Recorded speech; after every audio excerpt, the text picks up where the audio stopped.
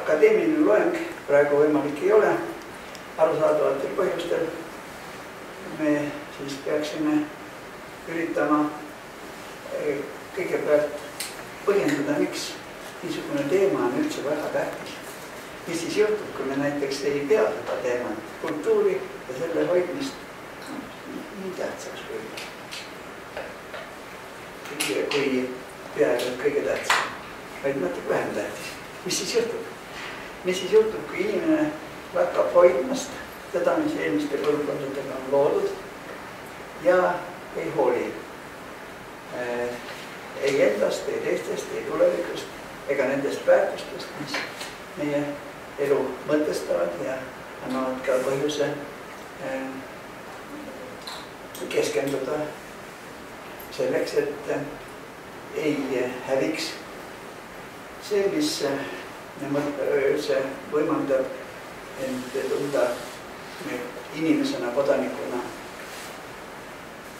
Ja see küll ju ka meie põhiseaduse preambulis on riigi mõte sõnastatud nii, et ega meil siin ju midagi nii väga lisada põhimõtteliselt ei ole.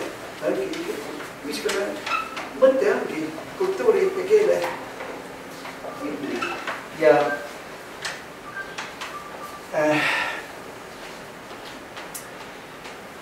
muidugi kõik on arvatavasti siin kultuurihuvilised, kes on neid kultuuri määratlusi lugenud siit ja sealt ja neid on ju lõpmata palju.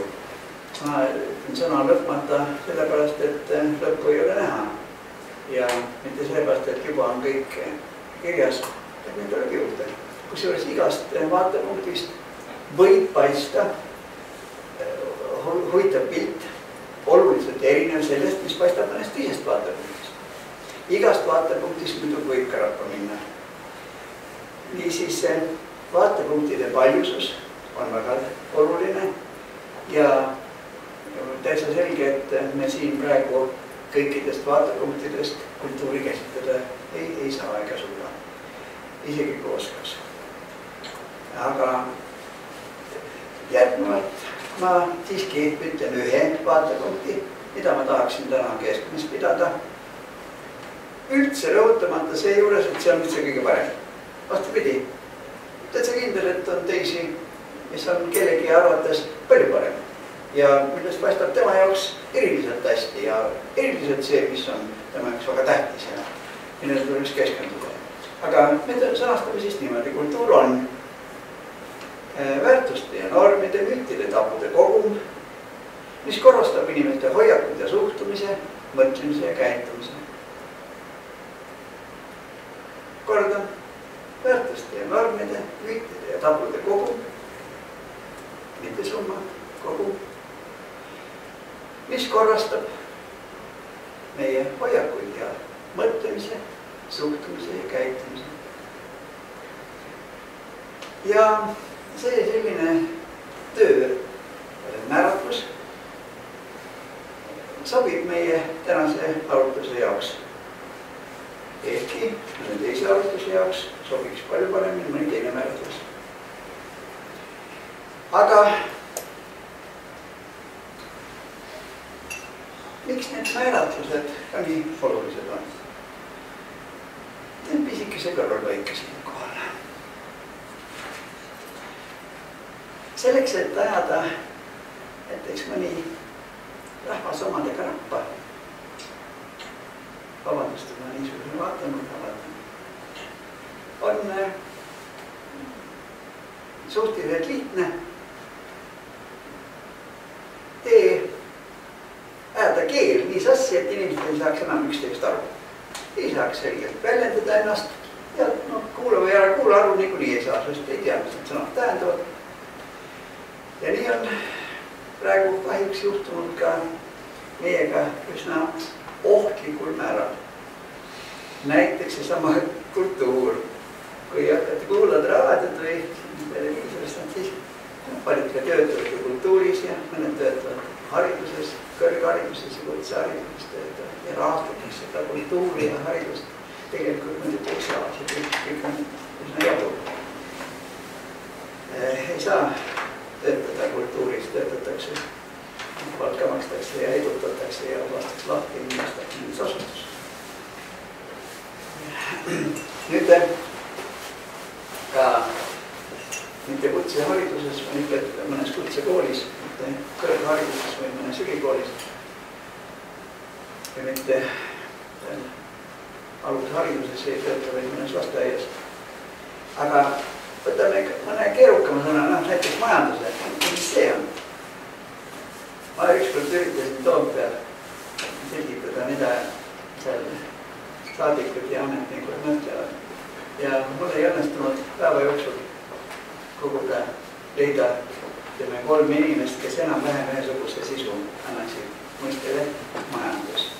Üritasin muidugi ka poliitika, ideoloogia ja teadus, haridust. Võtke vist tahate. Ja ega ei leia naljalt ka seda, kes ütleks, et mina seda ei tea. Kõik teavad. Kõik on kindlad, et kuuled. Sa siis ise ei tea. Küll, kui igaüks teab. Ja igaüks räägib ise juttu. Mis tähendab? Kuidas nad arutavad, kuidas nad mingid selguse saavad, kuidas nad mingi õigusakti loovad, mille põhjal peaksid teised siis käituma ja hinnanguid andma ja eesmärki seadma, vahendid valima. Ei tule sellest mitte midagi välja. Niisiis, kultuur on nii tähtis asi, et sellest tähtsana. Mina näiteks, võib-olla elu muidugi, jah. Aga niisugust järjekordas üldse settida on natuke tobe. Vabandust, ma eksis, muidugi tobe ei ole see tegevus, tobe on nii mõne tegija. Aga niisiis mind paluti arutada kultuuri mõningate toimete üle ja selle üle ka, kuidas ta kujuneb ja ma nüüd teen siia ühe niisuguse väikse mudeli. Ma jätsin selle PowerPointi spetsiaalselt maha. Ta on mul olevad või ma tegin ta küll ja siis ma mõtlesin, et mida ma näile teen, et parem mõtiskeme ja kui vaja, siis ma joonistan kiiresti selle mudeli, mille paral on pilt silmade ees ja mille sisse siis nagu käge sisse saab hakata tasapisi neid detaile koguma meie asemel. Ma joonistan siia rõõga ja tähistan sellega kui süsteemi märk, selle märk tähistame sellega kultuuri. Nüüd kõigepealt siis vaatepunktid, et teda näha. Mida rohkem vaatepunkti, seda suurem tõenäosus, et ta on kitta kultuuri. Nüüd edasi koosseis. Igast vaatepunktist avaneb uus koosseis, uus pilt, eks ole, selle koosseis jälle. Edasi. Ma teen saamikest tagasi korras. Ma on üliõpilaste mõnikord joonistan niisuguse kujundi ja küsinud, et mis see on. Ja nad hakkavad, on seletanud, see on nelinurk. Ei ole, ma ise panin, ma tean, et ei ole. Ma teen teise samasuguse veel, tõmban siia siis niisuguse risti sisse, küsin, no ja mis see on? Siis nad ütlevad, et see on vist ümblik. Ei ole. Teen veel ühe, sellise, siis teen sellise ka. Need 4 püramiidi või ühest püramiidist 4 vaadet. See on põhja alt vaade, tipust vaade, külje pealt vaade, serva pealt vaade. Kõik on õiged. Kõik on õiged. Ja õigeid vaateid saab olla palju. Kui palju, see on see küsimus, kui palju vaateid oleks vaja selleks inimest näha, ennast näha, ühiskonda näha, kultuuri näha, teadust, haridust. Vaatepunkt on vaja palju. Ja kui nüüd rääkida natuke ette rutades haridusest, siis see on üks sügavamaid ja raskemaid õnnetus, mis lapsi tabab koolis. Õpetajad nõuavad üks vastus on õige, teil on vaja. Ei ole. Õiged on palju. Ta võib olla, ei pruugi olla. Aga kultuuri seostes kasvanud inimesel ei ole siin midagi uudist. nüüd koosseis, nüüd struktuur. Kuidas need detailid, alasüsteemid ja elemendid üksteise suhtes paiknevad ehk struktuur. Nüüd genees. See võib muidugi jagunda fülogeneesiks ja ontogeneesiks, kuidas oli ühtse ja see konkreetne. Ja dünaamika. Kuidas ta funktsioneerib, muutub ja areneb, kui areneb. Areneda saavad üksnes isereguleeruvad süsteemid. Areng on kvalitatiivselt üleminekute järjepidev jada täiustamise suunas. Ja olukorras, kus näiteks haridusministeerium räägib õppekava arendamisest, see on ikkagi tõsed turri, kes natuke mõtlend on. Esiteks õppekava üleüldse ei saa areneda. Ta ei ole isereguleeruv süsteem, tekst, mingisugune mõttekontseptsioon. Teiseks, arendamine võimalik ei ole mitte kuidagi mitte kellelgi üldse mõttetus.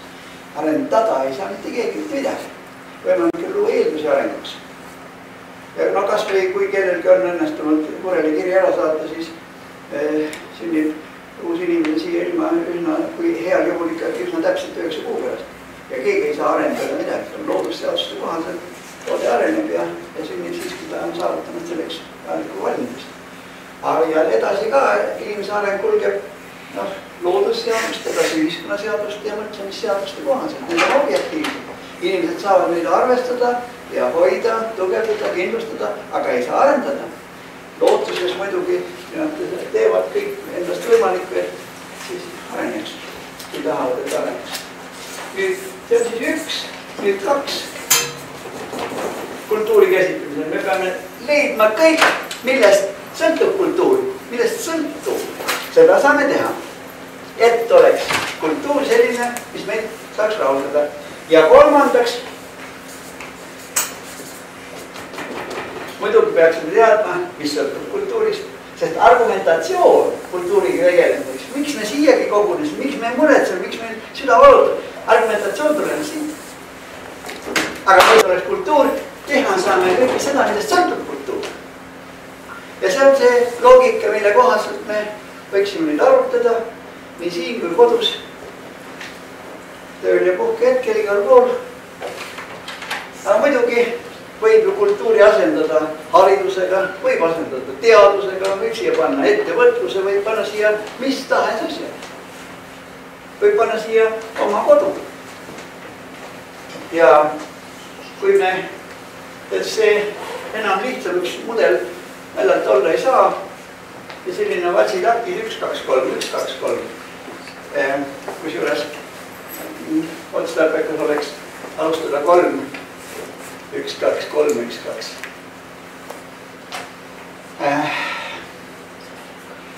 Nüüd muidugi ma siis ikkagi ju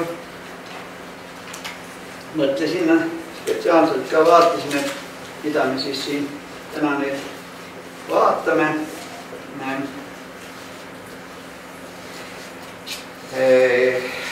Kohe ma võtsin üles, kus mul see spikker siin on. Palamast väga käes. Näitan siin konspekti tavaliselt niisugune ongi. Ega peale minu väga palju teised aru ei saa, aga see pole ka tähtis. Niisiis, kellel nüüd võimalust märkmeid teha, võiks hakata kohe koguma ja, aga võib ka kõrva taha kirjutada.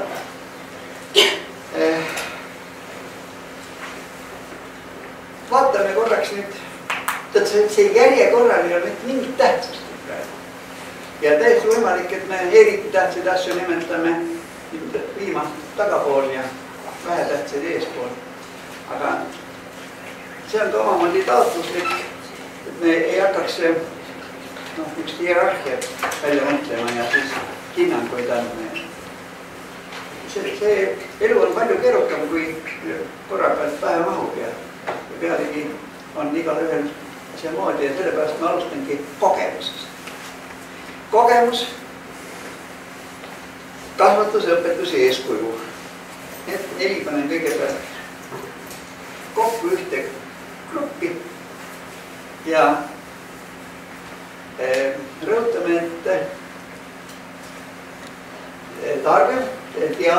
saab inimene väga erineva teel. No, natuke saab ka õppides. Aga kui keegi arvab, et õppimine on üks teadmiste saamise peamine tee, siis ta arvatavasti eksib. Kõvasti veel mõelda, ikkagi enamasti saab inimene teadmisi kogemata ja kogedes.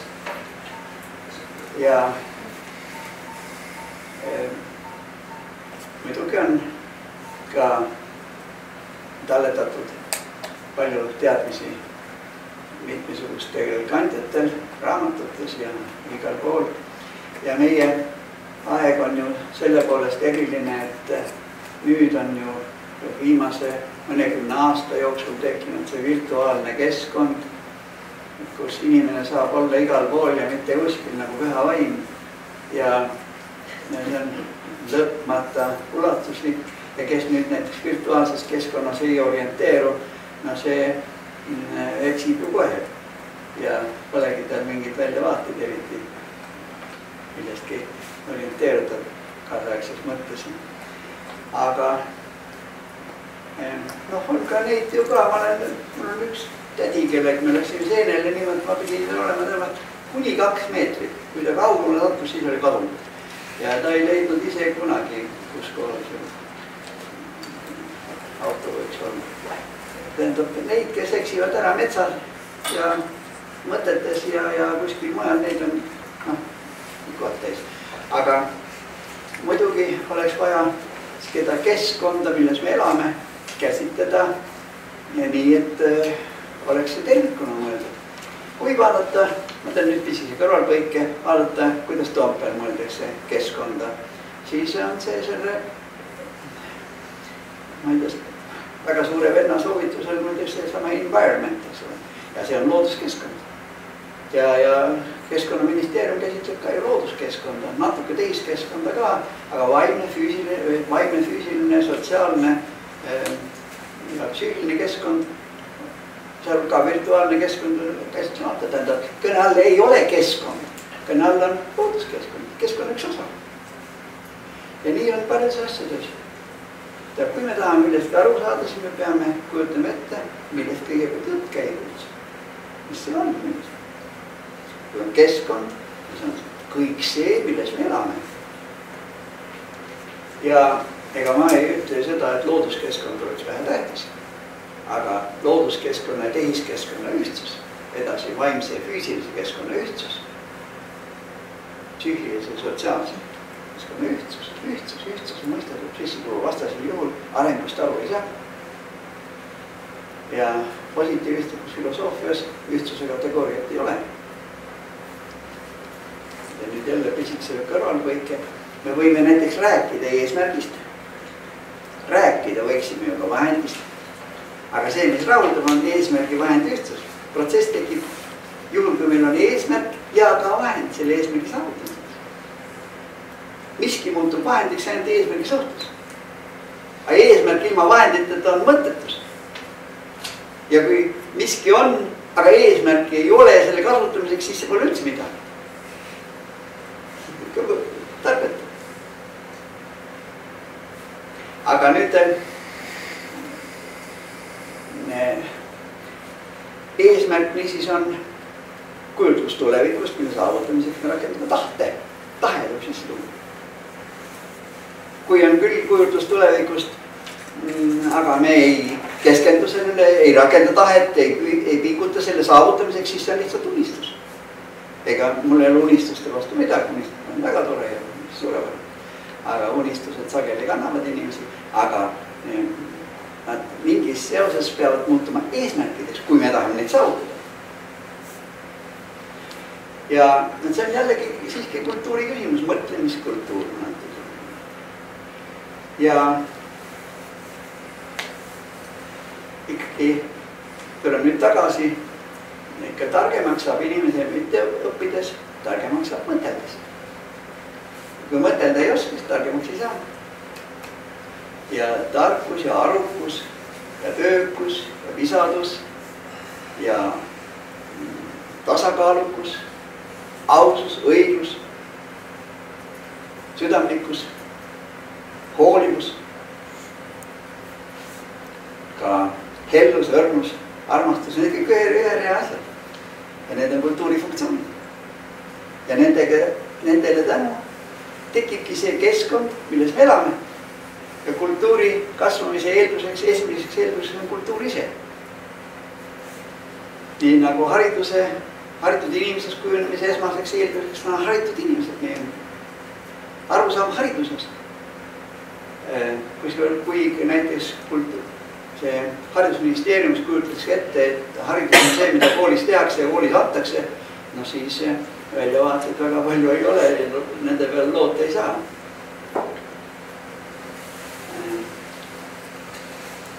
Koolil on haridussüsteemis teatud osa, eksperdid arvavad üsna üksmeelselt siin ja seal, et kuni 10% üle selle ei saa kuidagi kooli osa haridussüsteemis. Aga haridusotstarve on ühiskonna kõigil institutsioonidel, eeskätt perekonnal. Kõigil institutsioonidel. Ja sealhulgas kooli, kusjuures kool on haridussüsteemis süsteemi kujundav lüli, väga tähtis, aga tema osakaal ei ole niisugune, et kool annab haridust. Haridust ei saagi anda, põhimõtteliselt ei saa. Mitte keegi, mitte kuskil, mitte kuidagi ei saa anda, sest ei tea. Seda ei ole olemas kuskil. Haridust ei ole, et võtaks juba annaks.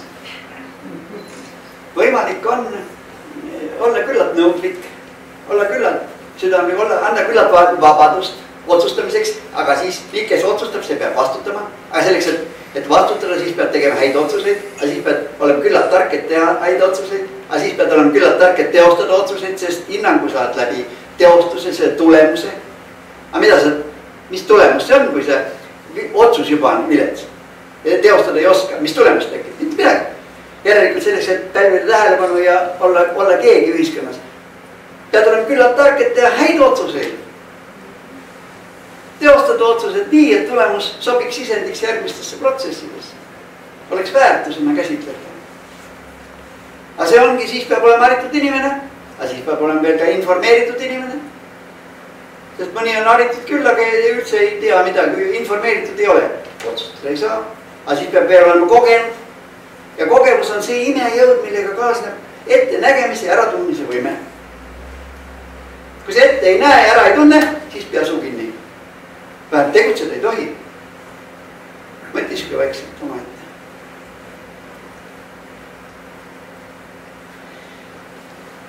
Kultuuri küsimus.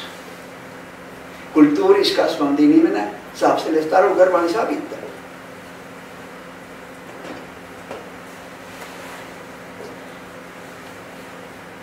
Ja nüüd ongi küsimus selles, et kuidas kujuneb inimese kohusetunne.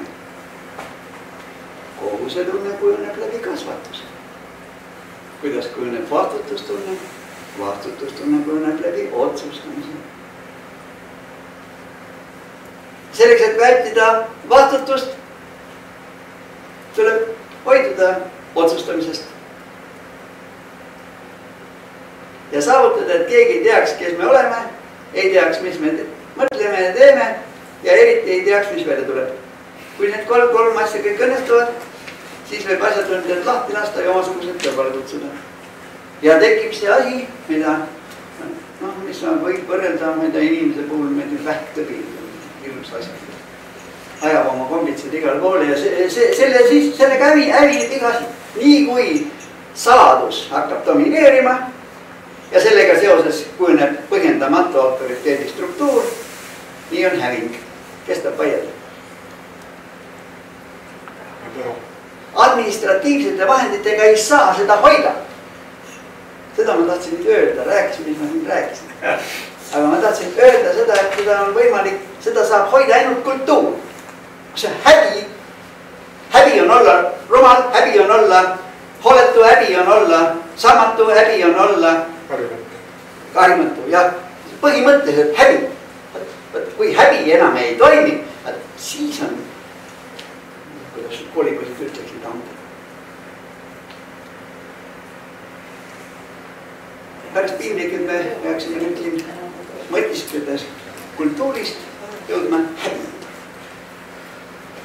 Kõlbelise käitumise aluste juurde ja kõlbelise käitumise alused, moraal on inimliku käitumise põhitegur.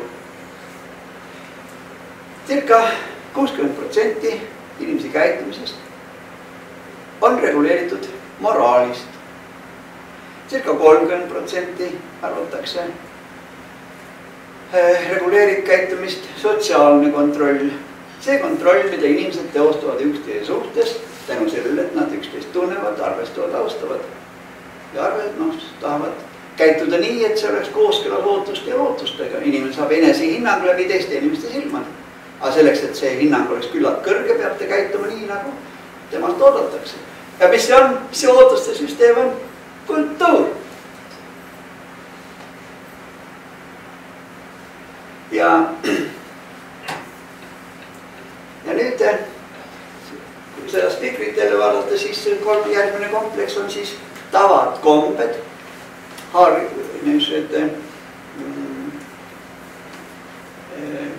traditsioonid ja nende kaudu inimene elab sisse arusaamadesse, mis on ilus ja inetu, mis on sobiv ja sobimatu, mida peab ja mida ei tohi. Kaks nii tähtsat mõistet. Kui 2-aastane inimene ikka veel ei tea, mida peab ja mida ei tohi, siis on tal elus raske. Teistel on temaga ka raske. Need 2 mõistet peavad selgeks saama. Ja kui vanematel ei ole nii palju, vanavanematel ka muidu, et laps need 2 asja selgeks saaks, mida peab ja mida ei tohi, siis kujuneb ta üsnagi vangiks, sest on väga raske elu. Kus sa lähed, mis sa teed? Seisa ilusti, tule siia, kes sul lubas võtta, pane tagasi. Seisa paariga, ei lähe sinna, tule siia. Võta, pane nii too. Juhke õudne asi on. Ma annan teid üliõpilastega lihtsalt katsuda, annan neile, teate need väiksed 4-kandilised märkmepaberid, jagan neile kohe alguses mingi paki kätte ja palun, et kui te nüüd eksamile tulete, siis võtke need lehed kaasa. Aga vahepeal mõelge järele, kellel teil on tuttavatest üks väiksed lapsed ja mõelge välja ettekääne, kui teil muidu ei ole. Ja minge sinna külla ka ja pange see lipik sinna teedassi serva alla, tõmmake kriips keskele ja jälgige, mida lastega räägitakse. Kui on mingi käsk või keeld, siis tehke linnukes sinna paremale poole ja kui lapsega räägitakse midagi muud, siis tehke vasakule poole kriipsu. Ja vaatluse umbes tund aega. Teisele küljele kirjutage, kui vanad need olid või poiss või tüdruk või ja kui vanad umbes. Kõik rohkem mida. Noh, võite lisada ka, kas need eestlased või keegi teine. Ja ma retooriliselt küsib nüüd, et mis te arvate, kummal pool joont oli linnukesi rohkem? Keelud käsud. Mõningatel lehtedel poolt üldse ühtegi linnukest teisel pool. Ainult keelud ja käsud. Miks? Laps on tegelikult vangis. Tal ei ole peas täiega selge need mõned asjad. Mõned asjad, mida ei tohi. No mida ei tohi? Tikkudega mängida siin seal. Ei tohi. Pussnogade käeridega terroristadega tormata mööda korterit ja hoovi. Ei tohi. Noh, peapidi vihmapetünni. Ei tohi. Lahtis akna peal, rõdu peal ja kõõluda seal ääre peal. Ei tohi. Puhveti sealt ülemid riiulit kristallvaasa alla õngitseda. Ei tohi. Jukseklambrid ja naelu igast asju pistikupesasse toppida. Ei tohi. Veel on mõned asjad. Mõned asjad on veel. Neid ei tohi. Aga arengu eelduseks on vabadus. Absoluutselt kindlasti. Ja täpsemini öeldes subjekti arengumehhanismiks on looming. Aga loomingi eelduseks on vabadus. Aga vabaduse kasutamise eelduseks on kord. Ja korra austus ongi distsipliin. Ja kui korda ei ole, siis on korra lagedus ja looming võimalik ei ole ja areng plattab ja kõik on sassis ja kasvab tohmad. See ei ole nii raske see mehhanism, see on suhtes lihtne. Ja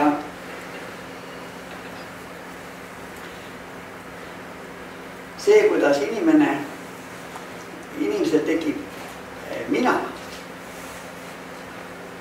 see ei ole nüüd mingisugune krõnks, eks ole, see on selge. See on isiksus, kes teab mitte ainult seda, mida ta tahab, vaid teab väga täpselt ka, mida ta ei taha.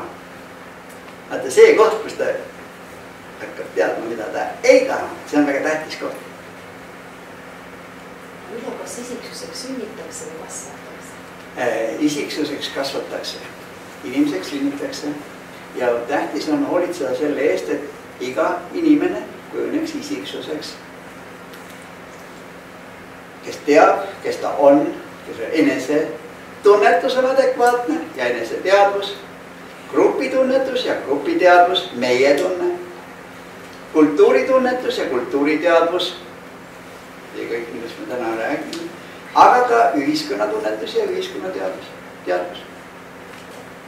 Ta tuli ka lausa eeldimus peale, kui üks peal vaatasin, kuidas oli see, mängiti televiisorist, tuli hümn, poistul siis kohe püsti, diivani pealt oli käed ilusti püsti ja seisis sirgiti iga kord. Ja ma küsisin, kuidas ta siis niimoodi seisid. Hümni mängiti. Ei ole üldse mõelda kuidagi teised. Hümn. Ja see, kuidas inimene kui isiksus kujuneb patrioodiks, ei kujune nii nurga taga ja kogemata nõgeste keskel.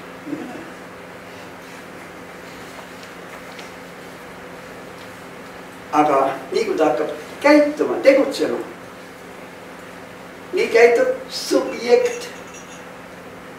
Aga kui teda peetakse kogu aeg manipuleerimise objektiks, kes peab tegema seda, mida kästud, nii nagu kästud siis, kui kästud seal, kus kästud selles, mis kästud ja sina peal on suu kinni, kui teised räägivad. Ja käsitatakse ja ei räägi seal. Kui tahate rääkida, siis tõttad käe püsti. Antakse sõna ja kui ei ante sõna, siis võt vagusi. Ei sega tundi.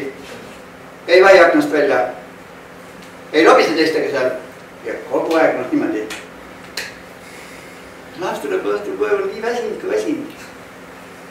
Selline surve, kus sa ei saa käituda isiksusena ja subjektina tegutseda, väsitada. Ma olen mõnikord meenutanud selle Idala nalja, võib-olla teate seda, kuidas visiir räägib valitsejale, et no kuidas te jõuate, et hommikul ja lõunal ja õhtul te kullate tütarlaste, kuidas te jõuate? Valitseja vastab, see, mis huvitab, ei väsita. Ja kui tahaksime, et lastel oleks koolis niimoodi, et nad ei väsiks nii, et ramp väsib ära, siis peab olema seal mitte ainult huvitav, siis peab olema mõtestatud. Siis peab olema aru saada, mõtestatud. Ja loomingule saab teisi inimesi innustada ikkagi ainult see, kes on ise loovisik. Kes ise ei ole kunagi midagi loonud, ei saa innustada teisi looma.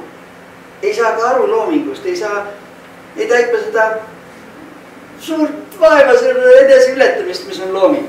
Looming on eriliselt raske, aga kes ise seda ei ole kogenud, ei saa aru teise sellest loomingust. Ta ei saa innustada, aga tuletan meelde, me juba rääkisime, subjekti areng on loomingu funktsioon, loomingu, mitte õppimise. Ja kui loominguks ei ole aega, ruumi kohta, aega mõtled ette, siis ei arene ette, koolis käib küll, aga tohmaniks jääb ikka. Ja tuntud on ju ka see ütlemine, et ega ülikool ka matsi ei riku, jääb ikka. Võib käia, diplom võib saada, aga see haridust ei ole. Ja neid on muuseas kõik kohad täis. Olete võnd tähele. Bologna lepete kohaselt nüüd on niimoodi, et 3-aastane bakalaureuseõpe, mida ei ole kunagi mõeldud iseseisva õppekantsentrina, on Eestis mõtestatud nii, et see on ülikool. Antakse diplom ülikooli lõpetamise kohta. Käsi on, olete näinud? Seda bakalaureuseõpet 3 aastat ei ole mõeldud oma ette õppekantsentrina. Ja massiliselt tuleb inimesi praegu. Ülikooli diplom, eks ole, ja ei kõrba kuskile. Inseneriks ei saa õpetajaks ammugi mitte. Nüüd aga... Ja palun. Te ütlesite, et looming on raske ja kas ei ole selle loomingul siis ka sellist laiemat mõõdet või mõtet? Või kus on loovus? Kas looming on ainult nendel inimestel, kes läbivad selle korra, omandavad selle loomingulise vabaduse, näiteks õpivad läbi distsipliini mingi pilli valdama ja siis esinevad meistritena. Aga kas igapäevapraktikutes, kui näiteks inimene teeb mõnda tööd ja lihvib oma igapäevaoskusi, kas selles on ju ka loovus? Jah, teie küsimuses oli ka vastus ja ma lihtsalt laiendan seda vastust veel. Igas elu hetkes võib olla loovus. Tekstilooming, rõivalooming, toidulooming, käitumislooming, igasugune tants on looming. Kõik igas elu hetkes võib olla looming ja see igas elu hetkes võib olla trafaret, millest loomiti mitte midagi. Sa pead käituma, vaata, kus sa käitud, vaata, mis su seljas on. Kes on niisuguse ei lähe kuskile ja nõnda edasi. Midagi oma peaga ei mõtle siin välja. Aga elu selline looming ei ole ju raske. Kuidas? Sellisel tasemel looming, iga hetke looming ei ole ju raske. Ei, muidugi mitte. Ja see normaalne on see on normaalne. Aga kui see on keelatud, siis mis juhtub? Vaat mis juhtub? Sellepärast me räägime, et kasvukeskkond, see keskkond, milles inimene kujuneb ja mitte ainult kujuneb, vaid ka edaspidi juba tähendab, inimene kujuneb elupäevade lõpuni, ega ta ei ole ühes hetkes järsku valmis. Igas elu eas on midagi erilist ja on midagi niisugust, mis on eelduseks järgmistele etappidele. Igas elu etapis kujuneb mingi valmidus elamiseks järgmistes etappides ja hariduski protsessina, elukestva protsessina on valmisolekute kujunemise jada. Valmisolekute kujunemise jada. Ja nüüd kultuuris fikseerub arusaam selle kohta, milleks on tarvis erinevas eas poistel ja tütarlastel valmis olla. Meestel ja naistel ja igas eas. Minu eas on juba vaja saavutada valmisolek selle ilmaga head aega jätta ja see on ka tähtis valmisolek, see lihtne ei ole. Aga niisiis valmisolekute kujunemise elukestel jada. Kui me vaatame haridusprotsessina, kui me vaatame fenomenina, peame leidma hariduse kõik olulised karakteristikud ja siis tuleb selline hariduskontsentrite jada nagu kõigepealt üsaharidus. Väga tähtis asi. See haridus, mis inimesele saab osaks enne sündi siia ilma, veel iseseisvalt ei ela. Teiseks on pesaharidus. Minu arusaamist mööda kõige tähtsam kontsentri haridussüsteemis pesaharidus.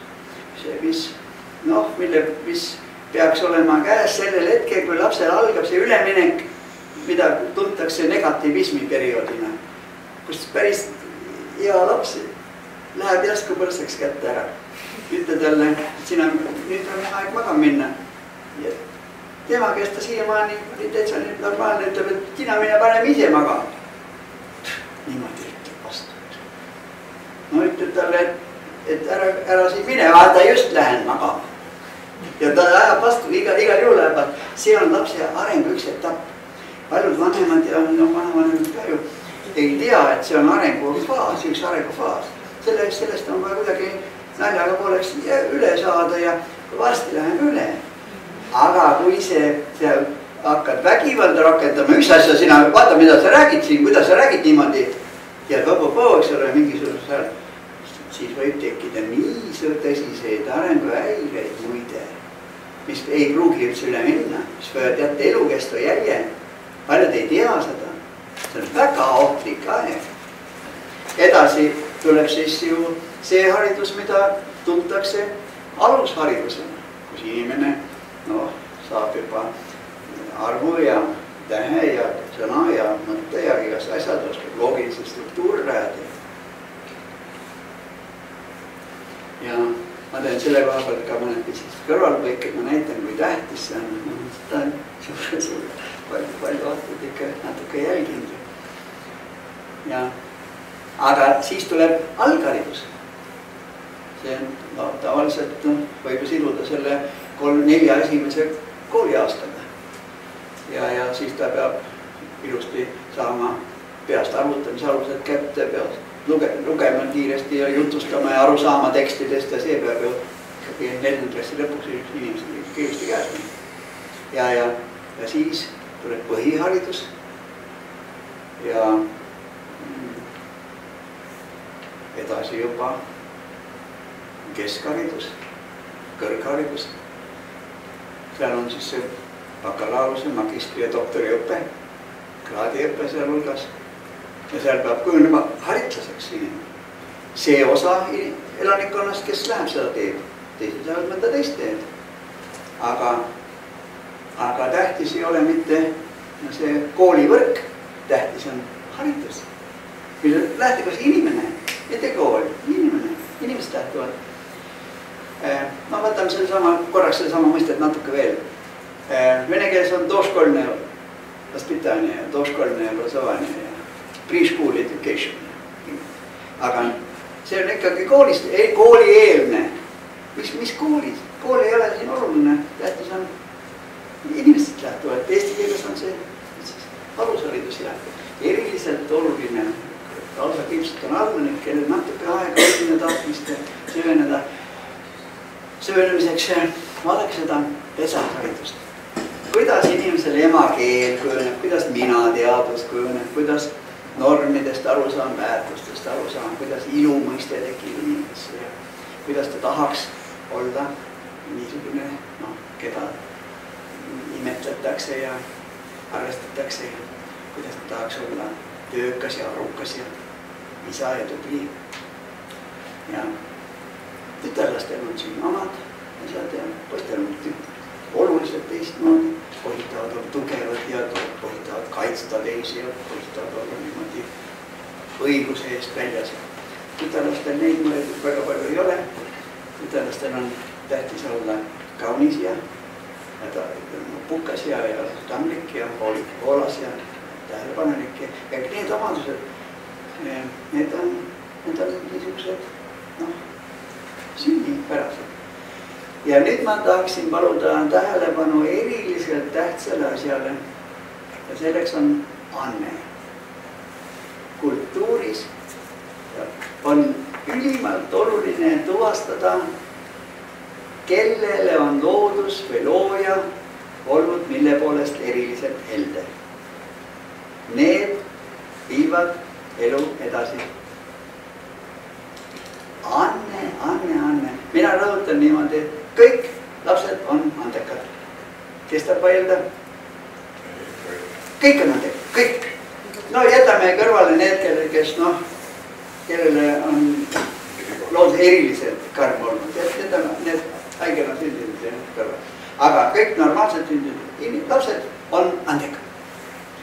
Küsimus on ainult selles, kes mis ära. Ja teiseks siin on teine küsimus veel ja see on, kahjuks on nii, et kellele on loodus olnud või looja olnud seal mingil alal eriliselt helde, mõnel alal ka nii kitsi kui kitsi. Näiteks erakordsete intellektuaalsete eeldustega tohutu fantaasia, mõtlemine kiire, kõik eeldused, igast asjast saab aru poolelt silbil. kõik on selge, kõik jääb meelde, väga hea mälu. Aga nii laisk, ma ütlen teiste sõnadega nüüd, tahe on nii nõrk, et ta ei saa näiteks voodist välja. Ei saa välja. Õhtul ei saa televiisori eest püsti, et magama minna. Hommikul ei saa üles seda, sest et millal ta magama läks? Kell 4. Aga ja nõnda edasi nii nõrk tahe, et see anne, kõik mis tal on, läheb lihtsalt kaduma. Aga miks ma seda praegu nii räägin? Kultuuris on selle kohta väga palju muinasjutud, mis eriliselt tähtis kirjavara on muinasjutt. See on nüüd võib-olla isegi kõige tähtsam kirjavara, mis rahval üldse on, see on muinasjutt. Ja muinasjutus on see kõik väga selgeks räägitud. Aga ülimalt oluline on, et vanemad märkaksid seda. Märkaksid, teeksid kõik võimalikku, et avastada, mille poolest meie poiss, meie tüdruk siin nüüd on tõesti hellitatud. Mis tal on erilist? Kõigis on midagi. Mõnes on palju. Ja võib-olla olete kuulnud seda Kadi Saart. Õppis Inglise kolledžis ja lõpetas Londonis ja õpib praegu Cambridge'is. See, kes peast arvutamise maailmameister tüdruk, eks ole. Aga ta on ka 12-kordne Eesti meister tennises. Ta valdab muusikat, nii klassikalist kui ka kaasaegset muusikat igasugust. Ta on tohutu lugemusega. Võta, mis ala tahad. Ta võib minna ka keemia või matemaatika või ei tea, ükski keelte alal mis tahes olümpiaadile ja ma ei kahtle üldse võin kihla vedada iga asja peal, et ta võidab ära. No, igal alal on. Ta on sellised ka. Ta lihtsalt käsi. Ja see on ime. Kui tuleme nüüd selle hariduse juurde tagasi, siis ütleme niimoodi, haridus on kultuurifunktsioon. Väljaspool kultuuri haritud inimesest kujuneda ei saa. Õppida võid ükskõik kus, ükskõik mida, ükskõik kui palju, kus lähes. Kui ei ole kultuuri konteksti, haritud inimeseks ei saa mitte. Kes ta vaielda? Ei ole soovijad, ega ma ka ei vaidleks, aga igaks juhuks ma need uksime lahti. Teiseks, haridus on subjekti karakteristik. Üks subjekti karakteristik. Aga millises eas, mida inimene peaks teadma, oskama ja millest peab aru saama, kuidas peab mõistma, mitte hukka mõistma, et mõista subjektiks. Need kujunevad kõik kultuuri kontekstis. Need ei saa kuidagi välja mõelda ja tekitada, kui mingid norme, mis me mõtlesime välja. Ei tule välja, see ei ole võimalik. Aga kui see kontekst jääb loomata, siis ei ole haritud inimene. Teab, palju oskab ka, aru ei saa mitte midagi. Ja muide, neid on kõik kohad täisi. Olete olnud tähele? Mul oli minu viimane korraline õppe oli Tartu Ülikooli õigusinstituudis. Ja seal on auditooriumis, ikkagi kursus on 50 inimest. Suur kursus. Ja kuni kolmandik on poisse, ülejäänud on tütarlapsed. Ja esimeses reas siin tavaliselt kohe õppejõu ees istuvad mitmesugustest teistest rahvastest. On seal venelasi, on seal iga, Usbeki ja Tadžik. Ikka olnud mõni. Aga nemad vaatavad sulle õppejõu suhu ja eriliselt tähelepanelikud ja eksamil muuseas silma paista. Septembris tõkkavad eesti keelt, detsembris räägivad laitmatult. No, aktsenti on natuke aimata, aga sõnavara on silma paistvat lai. Muuseas õpivad väga usinast, aga see pole praegu tähtis. Tähtis on see, et tütarlastest, ma ei saa ju ütelda protsenti, aga ma ütlen tubli kolmandik. Tubli kolmandik on niimoodi, kui sa küsid nende käest midagi, siis selgub, et tüdrukud õpivad kõik ära, neil on kõik õpitud. Seda, et mõni jättis tegemata seda, mida õppivad kästis teha. Seda tuleb väga harva ette tüdrukute pool. Poiste puhul või sageli tegemata kõik. Aga tüdrukutel kõik tehtud. Niisiis, nad teavad, kui vaatad, kuidas seda kasutada, oskavad kasutada ka. Küsida, miks te nii arvate, miks see õige on, kuidas veel saaks? Kas on teisi võimalusi? Siis teevad üksid suured silmad, ütled, aga seda ei olnud kuskilt õppida. Nad teavad üsna palju või väga palju, oskavad päris palju, aru ei saa peale mõtle. Ja nad ei ole harjunud mõtlema. Nad on harjunud õppima, kähtud on õppida ja ei oska mõtelda. Ja see on kultuuri disfunktsioon. Ja see on sellised, tegelikult on kasvavad õnnetuseks rahvale kaela. Kes tal vaielda? Kuid erdi jurist, nagu jurist. Teadnud paragrahve, oskab kasutada ka, aru ei saa midagi. No teiste eluaadal on samad lood. Kahjuks on teil õigus, aga mina seda ei öelnud. Kas see on ainult tüdrukutel? Poistel on see asi, et poiss on üsna oletud võrreldes tüdrukutega. Noh, ütleme poole oletumad. Poistel on niisugune asi, et kui ta natukene aimu saab midagi või siis ta mõtleb kiiresti välja ja jätab mulje just nagu saaks aru ka. Ja sageli saavadki. Kui ta natukene pidepunktid on käes, siis poisid hakkavad kohe konstrueerima.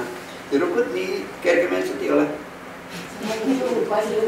Jah, see mis huvitab. Aga muidugi on nendel ja arvata niimoodi, et poiste ja tütarlaste õpe on ühtemoodi ja kõik ühtemoodi ja ei, see pole kõik jutt.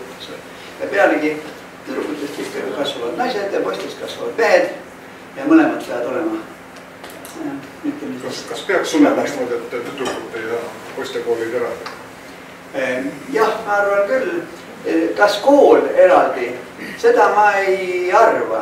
Ma arvan, et meie oludes on praegu siiski maapiirkondades ja isegi seal 15 õpilast, kus nad teise kooli teed.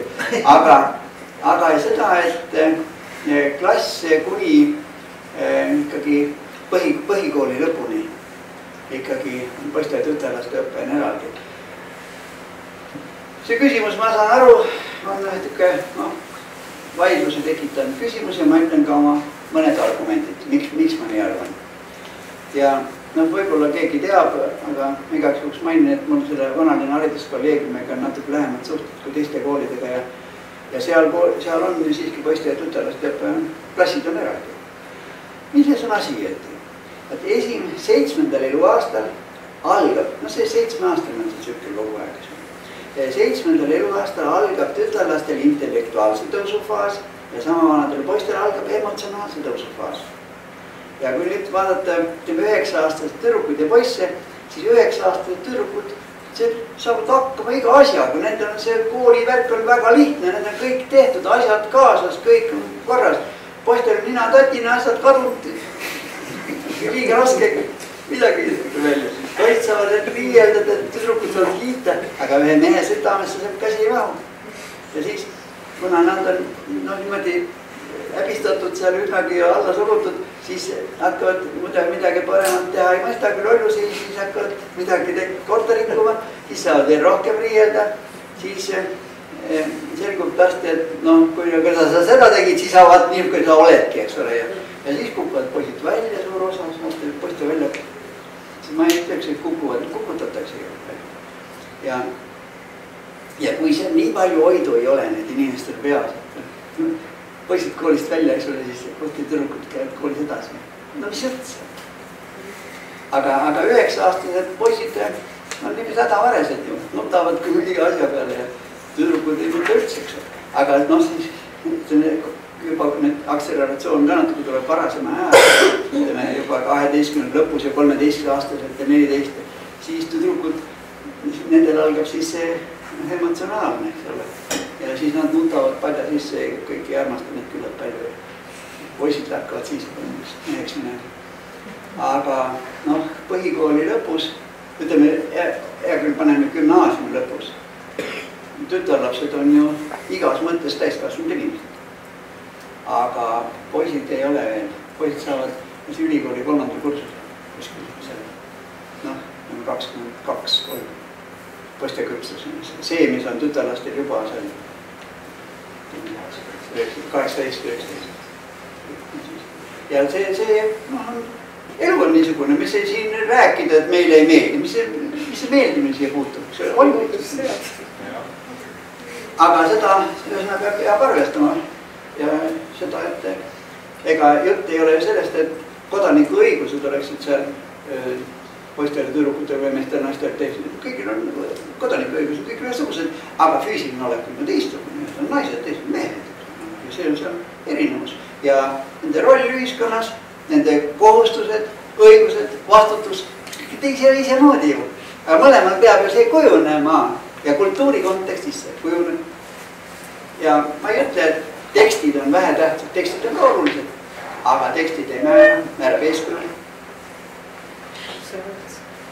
See on see asi nüüd, aga eeskuju, kus see tuleneb, see ongi kultuuriseos.